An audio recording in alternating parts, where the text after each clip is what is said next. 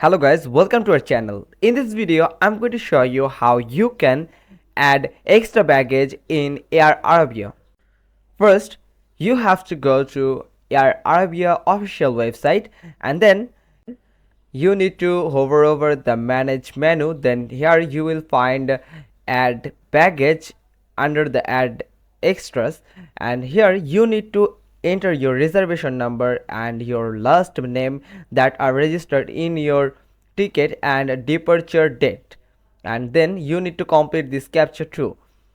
After completing these blanks, you can just simply click on this continue button. Now question is where you can find the reservation numbers. You can find this in your tickets, and or sometimes you can find it in your email which sent by the airlines. From there you just need to copy the reservation number and paste it here. Now you can find the some details about the baggage here, and if you are facing any type of issue, then you can just simply contact with a representative of Air Arabia. They will be happy to help you.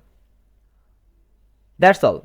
Hope you find this video helpful. If so, then give us a thumbs up. Don't forget to subscribe our channel, click on the bell icon, and we will get back to you soon with another informative video. Thanks for watching. Till next time.